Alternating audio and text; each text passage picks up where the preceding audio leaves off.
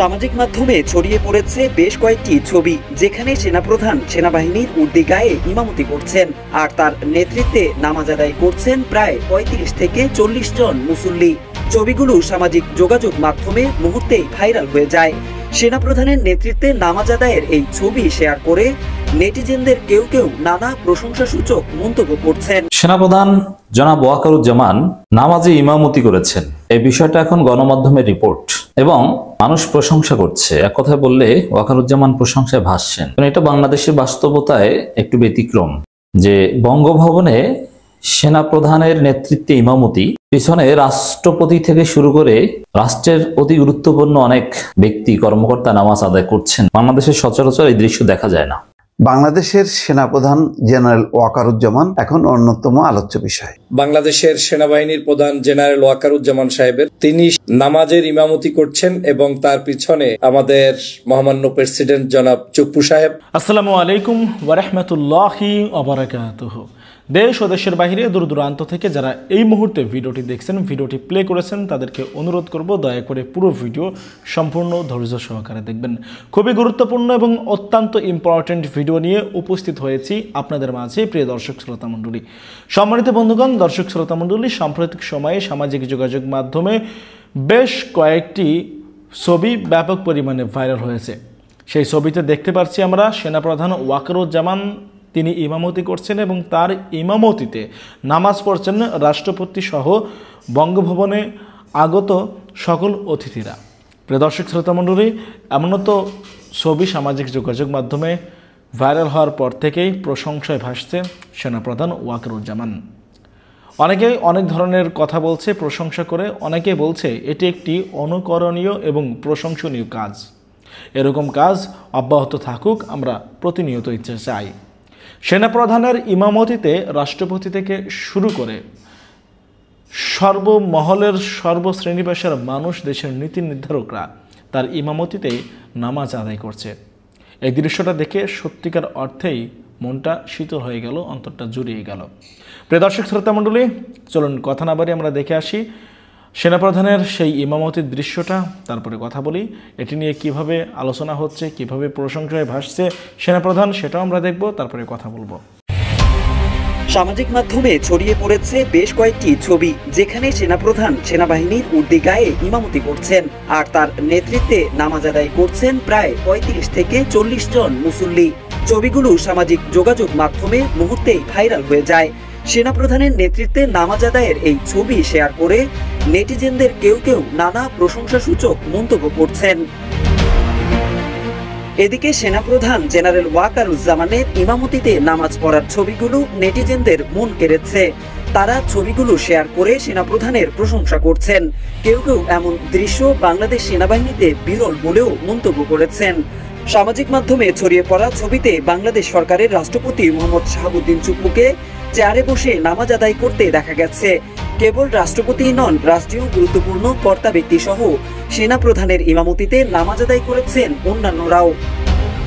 জানা গেছে ২৬ মার্চ মহান স্বাধীনতা দিবস ও জাতীয় দিবস উপলক্ষে এক সংবর্ধনা ও ইফতার মাহফিলের আয়োজন করেছিলেন রাষ্ট্রপতি। এদিন ইফতারের পর অতিথিরা অনুষ্ঠানস্থলে অস্থায়ী শেডে মাগরিবের নামাজ আদায় করেন।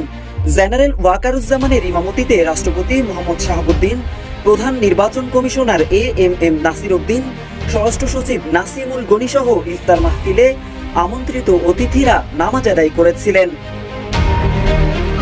প্রসঙ্গত, রাষ্ট্রপতির আমন্ত্রণে মহান স্বাধীনতা ও জাতীয় দিবস উপলক্ষে বঙ্গভবনে সংবর্ধনা ও ইফতার মাহফিল অনুষ্ঠানে বিভিন্ন রাজনৈতিক দলের নেতৃবৃন্দ, কূটনীতিক ও বিশিষ্টজনরা অংশ নিয়েছিলেন।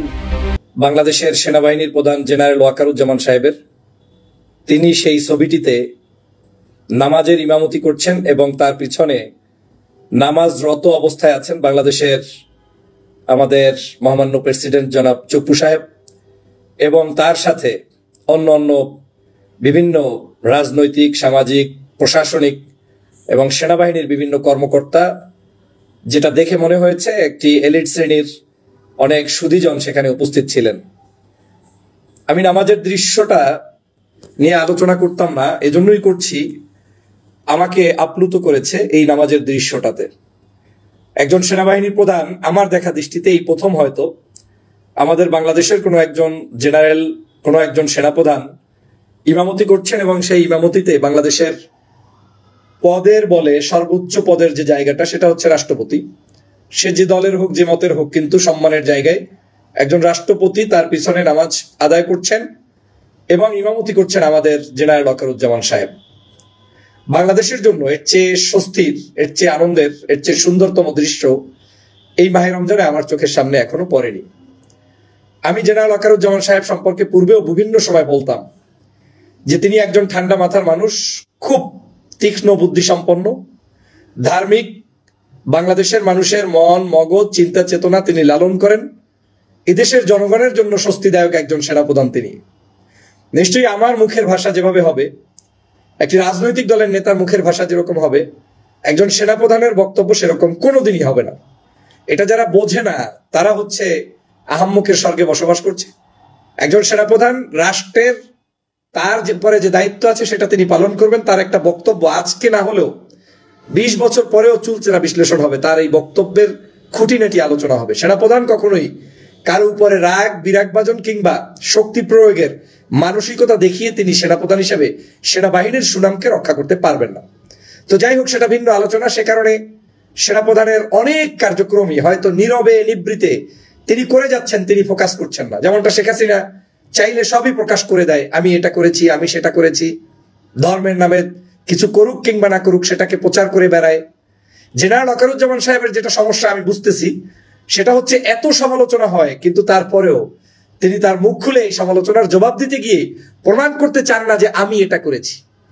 আমি ইউটিউবে কিংবা ফেসবুকে ডক্টর ফয়জুল 10টা কথা বললে তাতে তার কিচ্ছু আসা যায় না। তিনি তার জায়গা থেকে গভীর জলে কাজ করে যাচ্ছেন এবং করেছেন বলেই আমি মনে করি 24-এর গণ অভ্যুত্থানে বাংলাদেশের নেতৃত্ব যারা দিয়েছে, এই ছাত্র জনতার বিপ্লবকে যাদের সহযোগিতার মাধ্যমে সম্পন্ন হয়েছে সেটা হচ্ছে সেনাবাহিনী, নৌবাহিনী, বিমান বাহিনীর সদস্যরা। এবং সেটাতে জেনারেল ওয়াকারুজ্জামান সাহেব আগেও ভূমিকা পালন করছেন, এখনো দেশ রক্ষার জন্য তিনি ভূমিকা পালন করছেন। দেখেন, আজকের সেনাপ্রধানের গত 8 মাস পর্যন্ত বিভিন্ন প্রপাগান্ডা হয়েছে। একটা বারের জন্য আপনি দেখেন আমরা কিন্তু তাকে চেতাইতে পারি নাই। বহু মানুষ বহু ধরনের নেগেটিভ কথা তাকে বলেছে, এটা করবে, সেটা করবে, ক্ষমতা নিয়ে নিবে, তিনি জরুরি ঘোষণা করবে, দেশের অবস্থা এই করবে। সারা রাত গুজব লীগের, এবং শুধু গুজব লীগই নয়, যারা ব্যক্তিগতভাবে সেনাবাহিনীর প্রধানকে দেখতেই পারে না 2 চোখের পাতায়, এ ধরনের কিছু ভালো মানুষও তার বিরুদ্ধে এমন ভাবে লেগেছে যে মনে হয় যেন তাকে বাধ্য করা হচ্ছে।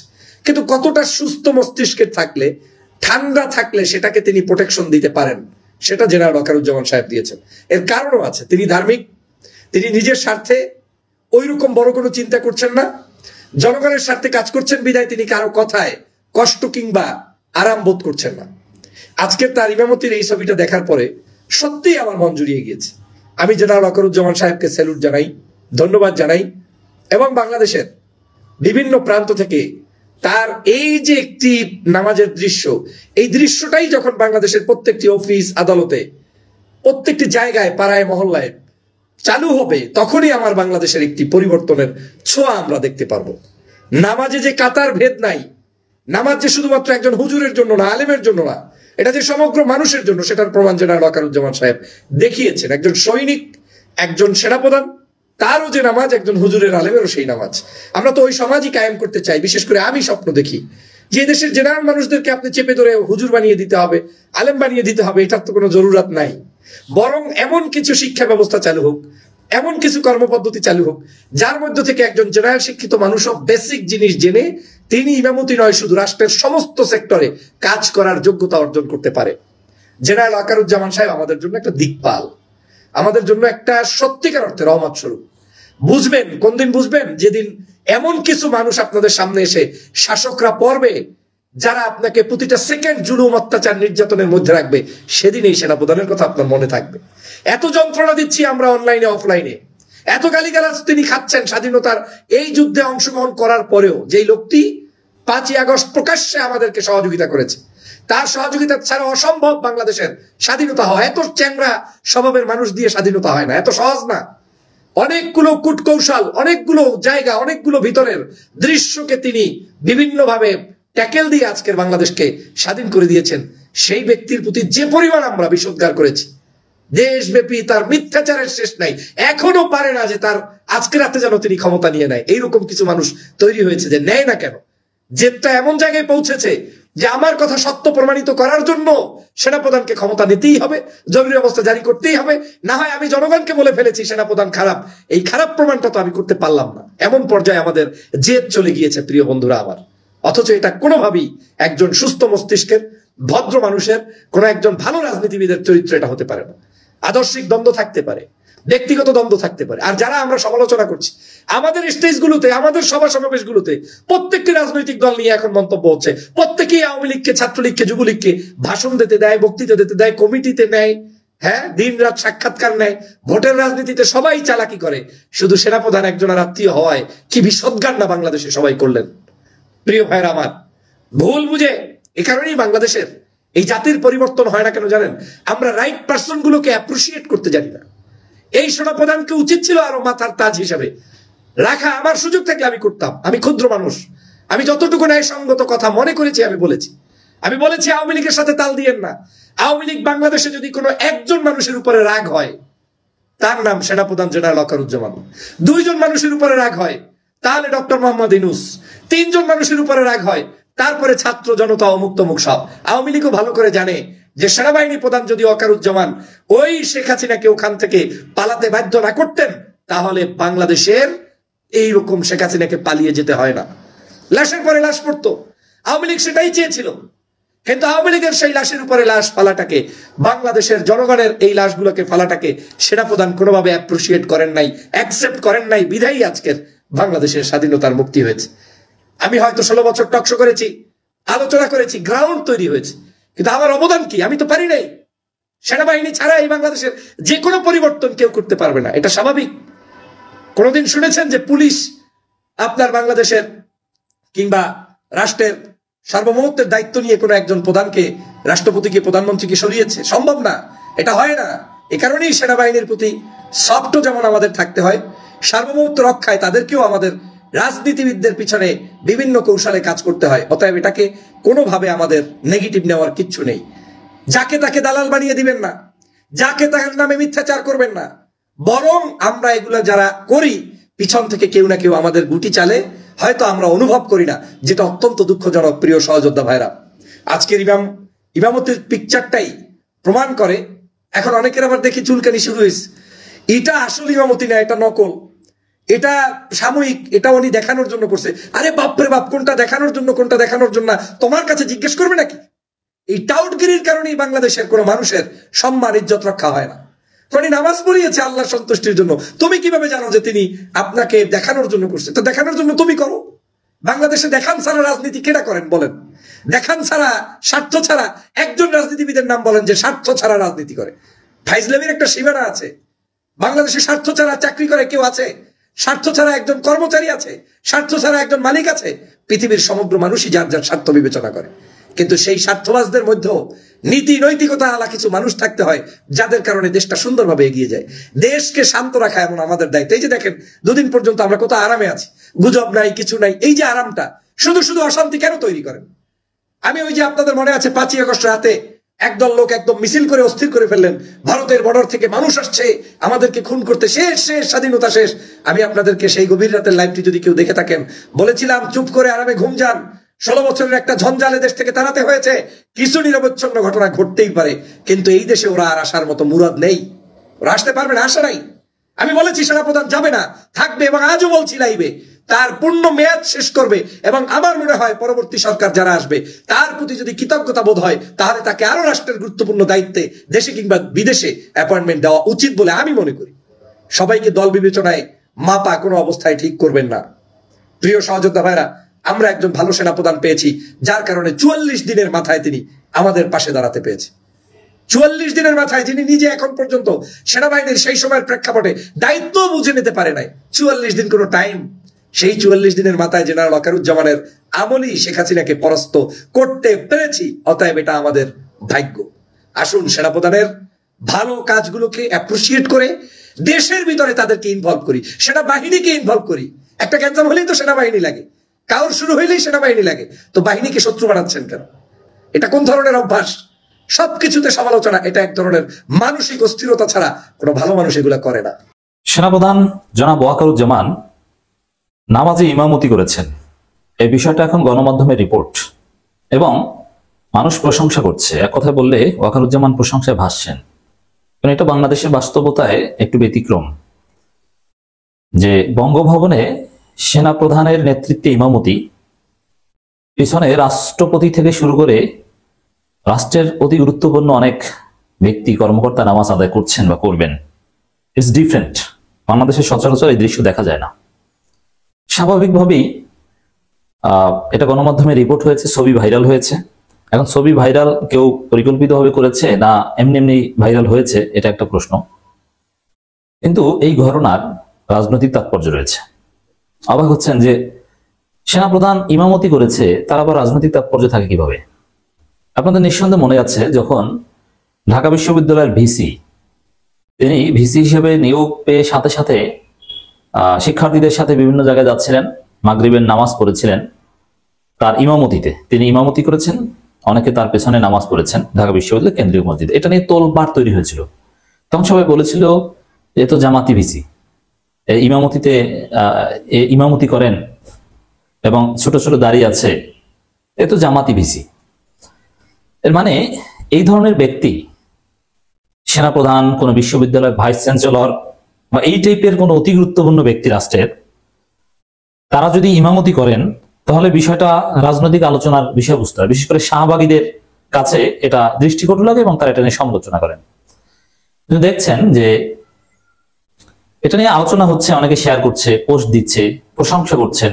জামাত শিবিরের লোকজন অনেকে প্রশংসা করছেন, এরকমই তো দরকার, আমরা এরকম রাষ্ট্রই চাই। জামাত এটা চায়, হ্যাঁ জামাত এটা চায় যে সবাই পাঞ্জাবি পাজামা পরবে, সবার বড় দাড়ি থাকবে, এটা জরুরি নয়। তবে সবার মিনিমাম যোগ্যতা থাকবে, যেখানেই নামাজের টাইম হোক, সে মন্ত্রী হোক, এমপি হোক আর যেই হোক, সে ইমামতিতে দাঁড়িয়ে যাবে, তার ইমামতিতে উপস্থিতিরা নামাজ পড়বে। এজন্য জামাত ইসলামীর প্রত্যেক রোকন ইমামতির যোগ্যতা রাখে। জামাত চায় এই বঙ্গভবনে যেটা ঘটেছে, বরং এর চাইতে বেশি কিছু চায় যে ওয়াকারুজ্জামানের নেতৃত্বে নামাজ আদায় হয়েছে, কিন্তু জামাত চায় ওখানে যেহেতু চুপ্পু ছিল, যে চুপ্পু ইমামতি করবেন এবং চুপ্পু জুমার খুতবা দিবেন। জামাতের কল্পিত দৃশ্য এটা যে রাষ্ট্রপতি ইমামতি করবেন, প্রধানমন্ত্রী ইমামতি করার যোগ্যতা সম্পন্ন হবেন।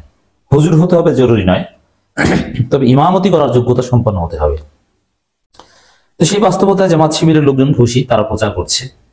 কিন্তু এর পলিটিক্যাল ডাইমেনশনটা কি, আমরা একটু খবরটা দেখি। মানব জমিন রিপোর্ট করেছে, স্বাধীনতা ও জাতীয় দিবস উপলক্ষে বঙ্গভবনে সংবর্ধনা ইফতার মাহফিলের আয়োজন করেছেন প্রেসিডেন্ট মোহাম্মদ শাহাবুদ্দিন। এতে বিভিন্ন রাজনৈতিক দলের নেতৃবৃন্দ, কূটনৈতিক ও বিশিষ্টজন অংশ নেন। সংবর্ধনা অনুষ্ঠানে সেনাপ্রধান জেনারেল ওয়াকারুজ্জামানও অংশ নেন। ইফতারের পর অনুষ্ঠানস্থলে অস্থায়ী শেডে মাগরিবের নামাজ আদায় করেন অতিথিরা। মাগরিবের জামাত ইমামতি করেন সেনাপ্রধান জেনারেল ওয়াকারুজ্জামান। সেখানে ধারণ করা ছবিতে দেখা যায় প্রেসিডেন্ট মোহাম্মদ শাহাবুদ্দিন ইমামের পেছনে চেয়ারে বসে নামাজ আদায় করেছেন। তো এখানে সেনাপ্রধানের চাইতে যোগ্য কোনো ব্যক্তি ইমামতি করার জন্য ছিল না, এই জন্য তিনি ইমাম নিযুক্ত হয়েছেন। এটার কয়েকটা দিক আলোচনা। প্রথম একটা দিক হচ্ছে জেনারেল ওয়াকারুজ্জামান ইমামতি করতে পারেন, তার দাড়ি নাই, তাতে কি তিনি ইমামতি করতে পারেন। তিনি সেনা অফিসারদের উদ্দেশ্যে লাস্ট যে বক্তব্য দিয়েছেন সেখানেও কোরআনে আয়াত বলেছেন, হাদিস বলেছেন। তিনি কোরআন হাদিস জানেন কিছুটা এবং তার প্রায় বক্তব্য এই কোরআন হাদিসের রেফারেন্স থাকে। এবং তিনি যে ইমামতি করেছেন, প্যান্ট যে টাকনুগিরের উপরে পড়তে হয়, এটা তিনি ভালোভাবে জানেন এবং সুন্দরভাবেই পড়েছেন। এবং আমি নিশ্চিত জানি তার কেরাত শুদ্ধ, তিনি শুদ্ধ সূরা কেরাত পড়তে পারেন। এর মানে ইমাম হিসাবে তিনি পারফেক্ট। হয়তোবা ছোট কোনো ইমামতি এরকম ইন্টারনাল নানানভাবে নানান সময় করেনও, কিন্তু এবার ফেসবুকে প্রচার করা যেই করুক, কারণ ওটা বঙ্গভবন, ওখানে যে কেউ তো আর পাবলিক তো আর যেতে পারেনি, ওখানে একেবারেই সিলেক্টেড কিছু লোকজন ছিল। দেখেন, আমি এটার সাথে একটু অ্যানালজি করতে চাই এইভাবে যে গত এক সপ্তাহ যাবৎ সেনাপ্রধান সেনাবাহিনীর ফেসবুক পেজ থেকে হোক আর যেভাবে হোক না কেন নিজেকে আলোচনায় রাখেন, ফেসবুকে স্টেটমেন্ট পাঠান প্রত্যেক দিন। এই আজকে আবু সাইদের বাবাকে টাকা দিয়েছি, এই দেখেন ফেসবুকের ছবি। আজকে জুলাই যোদ্ধাদের সাথে ইফতার করেছি, সেখানে উপস্থিত ছিল বিশিষ্ট জনরাও, এই দেখেন ছবি। আজকে অমুকদের সাথে ইফতার করেছি, এই দেখেন ছবি। আবার তারপরের দিন এই দেখেন আমি ইমামতি করছি, যার মাধ্যমে কোনো ছবিটা সামনে এসেছে। আর তাদের ছবি অনুমতি ছাড়া যে কেউ তুলে ছেড়ে দিবে, বিষয়টা এরকম নয়। হয়তো সেনাপ্রধানের ব্যক্তিগত সহকারী বা তাদের সাথে থাকা বা তাদের সিকিউরিটিতে থাকা এরকম কেউই বঙ্গভবনের ছবি যে কেউ ইচ্ছে এরকম চলতে পারে না, তাদের মাধ্যমে হয়তো বা তোলা হয়েছে। তো এই যে ইমামতি করা, এটা একটা ভালো দিক, তো ভালো মানুষ তিনি ইমামতি করতে পারেন। আর সেনাপ্রধান বা সেনা অফিসারদের কিছু ধর্মীয় শিক্ষা দেওয়া হয়, অতএব তাদের জন্য এটা অসম্ভব কিছু নয়। তারপরও এটার একটা দিক হচ্ছে যে ইমেজ বিল্ডিং এর চেষ্টা করছেন, পিআর করছেন, যে এই দেখেন কত ভালো লোক, একজন ইমাম। তো এই ইমেজ বিল্ডিং এটা সেনাপ্রধানের জন্য একটা নেগেটিভ বার্তা দেয় যে ক্ষমতার খায়েশ থাকলে সাধারণত এই ধরনের কাজ করেন। অতএব এটা যেন না হয়, আমরা এটা সতর্ক করে দিচ্ছি যে ইমামতি করি, দেখেন আমার মতো ভালো মানুষ জুলাই যোদ্ধাদের সাথে ইফতার করে, এই করি সেই করি, আমি ভালো মানুষ, অতএব ক্ষমতাটা আমি নেই, আমার কাছে দেশ নিরাপদ। এই ধরনের খায়েশ থাকলে কিন্তু জনগণ এই ইমামতি মানবে না। এই ইমামকেই শেখ হাসিনা কিন্তু তাহাজ্জুদ গুজারছিলেন বলতেন, এবং বাইতুল মুকাররমের ইমামকেও খতিব কিন্তু জবরদস্ত আলেম ছিলেন, কিন্তু তাকে কিন্তু মানুষ পিটিয়ে বের করে দিয়েছে। এটা মনে রাখতে হবে যে ইমাম হয়ে কিংবা ইমেজ বিল্ডিং করে এরকম উল্টাপাল্টা কিছু করলে সেটা জনগণ এলাও করবে না। এই বিষয়টা আলোচনা করার জন্যই বা আলোচনায় আনার জন্যই আমার এই আলোচনা, যে এরকম একটা সম্ভাবনা থাকে। তবে হ্যাঁ, এটাও ঠিক, আর একটা দিক আছে এই ঘটনার। সাধারণত সেনাপ্রধান হিসেবে যারা মিলিটারি কু করে কিংবা পাওয়ার টেক ওভার করে, তাদের পার্সোনালিটি ট্রেটস ভিন্ন থাকে। তারা একটু হার্শ হন, তারা তাদের বডি স্লিম থাকে, নামাজ কালামে ওইভাবে পারদর্শী থাকেন না, এভাবে নরম মন বা কোরআন হাদিস দিয়ে কথা বলেন না, সাধারণত এরকম দেখা যায় না। হ্যাঁ, অনেকে ইমেজ বিল্ডিং এর জন্য এগুলো করেন, কিন্তু তাদের পার্সোনালিটি ট্রেটস এর সাথে এগুলো যায় না। যেমন যারা পাওয়ার টেক ওভার করেছিলেন অতীতে, খালেদ মোশাররফের কথা বলেন, আর জেনারেল এরশাদের কথা বলেন, বা আরো যারা আছে তাদের কথা বলেন, তারা কিন্তু এইভাবে ছিল না। কিন্তু জিয়াউর রহমান আবার এই সিস্টেমে কিন্তু এই জনসম্পৃক্ত এই দেখেন ভালো মানুষ এগুলো উপস্থাপন করে তারপরে পাওয়ার টেক ওভার করেছেন। অর্থাৎ জিয়াউর রহমানের মতো হওয়ার চেষ্টা যেন না করেন, ইতিহাসে কিন্তু এরকম আছে। এটা এই ঘটনার দুইটা দিকে আলোচনা করলাম। আশা করি জনগণ সাবধান থাকবে। আমাদের শেষ কথা এটাই যে যতই নামাজ পড়েন আর যাই করেন, এটা ভালো, কিন্তু পাওয়ার টেক ওভার করার স্বপ্ন যেন কেউ না দেখেন। ধন্যবাদ জানাই মাননীয় সেনাপ্রধানকে, জনাব সেনাপ্রধানকে, এই সুন্দর একটা দৃশ্য জাতিকে উপহার দেওয়ার জন্য যে তিনি ইমামতি করেছেন। তবে মজার বিষয়, অন্য কেউ ইমামতি করে, ঢাকা ইউনিভার্সিটি ভিসি ইমামতি করলে শাহবাগীদের গায়ে জ্বলে, কিন্তু সেনাপ্রধানের ইমামতিতে কিন্তু এটা পজিটিভলি নিচ্ছেন আওয়ামী লীগ শাহবাগীরা। তারা কিন্তু এটা নিয়ে সমালোচনা করছে না, কারণ তাদেরই লোক ছিল। এখন হয়তো তাদের লোক নেই, কিন্তু তাদের অ্যাপয়েন্টেড লোক, এই কারণে তারা এটা স্বাভাবিকভাবে নিয়েছে। এটা সন্দেহজনক। বাংলাদেশের সেনাপ্রধান জেনারেল ওয়াকারুজ্জামান এখন অন্যতম আলোচ্য বিষয়। যেভাবেই হোক না কেন, সোশ্যাল মিডিয়াতে হোক, গণমাধ্যমে হোক, বারবার তার ভূমিকা, তার বক্তব্য এগুলো নিয়ে আলোচনা হচ্ছে, সমালোচনা হচ্ছে। কিন্তু আজকে আমি একটা ভিন্ন বিষয়ে আলোচনা করব। সেটা হলো, এই প্রথম দেখলাম যে সেনাপ্রধান জেনারেল ওয়াকারুজ্জামান স্বাধীনতা দিবস উপলক্ষে একটা ব্যতিক্রমী বাণী দিয়েছেন। আমি একেবারে লাইন বাই লাইন বাণীগুলো পড়লাম। প্রথম কথা হলো যে স্বাধীনতা দিবস উপলক্ষে আলাদাভাবে সেনাপ্রধানের বাণী আমার আগে চোখে পড়েনি। আজকে মনে হচ্ছে এটা প্রথমবারের মতন তিনি বাণী দিচ্ছেন। চমৎকার বাণী। বাণীর বক্তব্য আমি বললাম যে লাইন বাই লাইন আমি পড়েছি। আগে যেটা হইতো, সেনাপ্রধান বা কোনো বাহিনীর প্রধান বা সরকারি পর্যায়ের গুরুত্বপূর্ণ যে কেউ মানে কোনো বক্তব্য বাণী দেওয়ার আগে 10 বার শেখ মুজিবুর রহমানের নাম জপ্ত হইতো, আর 20 বার জপ্ত হইতো শেখ হাসিনার নাম। মানে আল্লাহর নামে যেমন আমরা সবকিছু শুরু করি, এরা আল্লাহর নাম বাদ দিয়ে শেখ মুজিবুর রহমানের নাম, শেখ হাসিনার নাম, এইগুলি দিয়ে শুরু করতে হতো। এই প্রথম দেখলাম যে এটা একদম নিপাট, একদম ঝকঝকা তকতকা, কারোর কোনো ওই ধরনের বন্দনা নেই, গুণকীর্তন নেই, ওই মানে স্তুতি কোনো বাক্য নেই। এমনকি এখন যে সরকার প্রধান ডক্টর ইউনূসের নামও উচ্চারণ করতে হয়নি, দরকারও নেই। একদম পরিষ্কার পরিচ্ছন্ন স্বাধীনতা, মুক্তিযুদ্ধ এবং সেনাবাহিনীর যে গৌরবোজ্জ্বল ভূমিকা এবং এই দেশ রক্ষা, স্বাধীনতা রক্ষায় সেনাবাহিনীর ভূমিকা ভবিষ্যতে যে অব্যাহত থাকবে অতীতের মতন, সেই মর্মে তিনি একটা চমৎকার বাণী দিয়েছেন।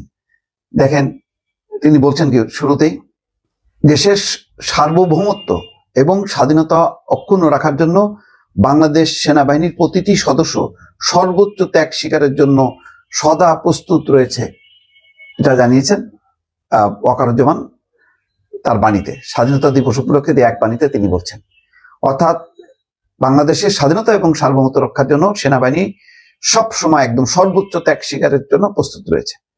এটা একটা বিশাল যে দেখেন না সাম্প্রতিক সময় যে এই সমস্ত পরিস্থিতি তৈরি করা হচ্ছিল, একেবারেই পাত্তা দেয়নি, একেবারে খুব ঠান্ডা মাথায় ধৈর্যের সাথে সেগুলি মোকাবেলা করছে। দেশের ভেতর থেকে দেশের বাইরে থেকে এরকম একটা পরিস্থিতি তৈরি করা হচ্ছিল যাতে সেনাবাহিনীর মধ্যে একটা ভাঙন ধরানো যায়, ভারত ইস্যু আওয়ামী লীগ ইস্যুতে করে যাতে একটা ডিভিশন ক্রিয়েট করা যায়, কিন্তু সেটা ওয়াকারুজ্জামানের নেতৃত্বে সেটা সম্ভব হয়নি। এবং এখন তো অনেক ম্যাচিউর আমাদের সেনাবাহিনীর অফিসাররা, সর্বস্তরের কর্মীরা, তারা জানে যে এইসব ফাঁদে যদি তারা পা দেয় তাহলে আসলে ক্ষতি নিজের ক্ষতি এবং দেশের ক্ষতি, তো তারা সেই সব পথে পা দেয়নি। সেনাপ্রধান বলছেন, মহান স্বাধীনতা এবং জাতীয় দিবস আমাদের জাতীয় জীবনে এই দিনটির গুরুত্ব এবং তাৎপর্য অপরিসীম। 1971 সালের এই দিনে এদেশের মুক্তিকামী আপামর জনতা কাঁধে কাঁধ মিলিয়ে দেশ মাতৃকার পরাধীনতার শৃঙ্খল মুক্ত করার লক্ষ্যে পাকিস্তানি হানাদার বাহিনীর বিরুদ্ধে সশস্ত্র সংগ্রামে ঝাঁপিয়ে পড়েছিল। কোনো কিন্তু শব্দ বাকি রাখে নাই যে না এখন পাকিস্তানি বলা যাবে না, আবার কে মাইন্ড করে না বলছে পাকিস্তানি হানাদার বাহিনী। তখন তাদের যে ভূমিকা ছিল সেই ব্যাপারে তিনি বক্তব্য রেখেছেন। দীর্ঘ 9 মাস রক্তক্ষয়ী সংগ্রামের মাধ্যমে অর্জিত হয় আমাদের চূড়ান্ত বিজয় এবং বিশ্ব মানচিত্রে স্বাধীন দেশ হিসেবে স্থান করে নেয় আমাদের প্রাণপ্রিয় মাতৃভূমি বাংলাদেশ। এই কারণে 26শে মার্চ আমাদের জাতীয় জীবনে গৌরব এবং অনুপ্রেরণার চিরন্তন উৎস হয়ে থাকবে। স্বাধীনতা দিবসের এই শুভ লগ্নে আমি বাংলাদেশ সেনাবাহিনীর সকল সদস্যকে জানাচ্ছি আমার আন্তরিক শুভেচ্ছা এবং প্রাণঢালা অভিনন্দন। আমি খুঁজতেছিলাম যে এই লাইনের কোথাও সেই আবার নাম জপতে হয় কিনা, না, এখানে কোনো নাম জপাজপির কিছু নেই। একেবারে মানে বাংলাদেশের মুক্তিযুদ্ধ এবং এই মুক্তিযুদ্ধে আপামর মানুষের যে ত্যাগ সেটাকে তিনি স্মরণ করেছেন। এখানে কোনো ব্যক্তিকে আনেননি, কারণ এক ব্যক্তিকে আনলে একে এক বাদ গেলে কোনো ও বাদ গেলে কোনো এই করতে যে এই পেঁচালের মধ্যে আর সেনাবাহিনী পড়তে চায় না। একটা নিরপেক্ষ স্বতন্ত্র একটা ভূমিকা নিয়ে সেনাবাহিনী আগায় যাবে, এটাই প্রত্যাশা। এবং সেই প্রত্যাশা অনুযায়ী একটা চমৎকার একটা বাণী বোধহয় এই প্রথম একটা মানে শৃঙ্খল মুক্ত হয়ে স্বাধীনভাবে কারোর মানে কে কি মাইন্ড করবে, কে কি মানে ধরবে, এর ত্রুটি বিচ্যুতি এই সমস্ত মাথায় না রেখে স্বাধীন মুক্তভাবে একটা বাণী দিয়েছে বাংলাদেশের স্বাধীনতার সার্বভৌমত্বের প্রতি, বাংলাদেশের মুক্তিযুদ্ধের প্রতি সম্মান শ্রদ্ধা জানিয়ে এবং একই সঙ্গে উচ্চারণ করা যে সেনাবাহিনী এই স্বাধীনতা মুক্তিযুদ্ধ এবং সার্বভৌমত্ব এটা রক্ষা করার জন্য সর্বোচ্চ ত্যাগ স্বীকার করার জন্য সবসময় প্রস্তুত থাকবে। সত্যি একটা ব্যতিক্রমী ভাষণ দর্শক এটি বাণী। ভালো থাকবেন, আল্লাহ হাফেজ। সম্মানিত বন্ধুগণ, দর্শক শ্রোতা মণ্ডলী, আপনারা দেখতে পারলেন। ব্যক্তিগত মতামত অবশ্যই কমেন্টে জানাবেন আপনারা কি বলতে চান, আপনাদের মতামত ওপিনিয়নটা কি।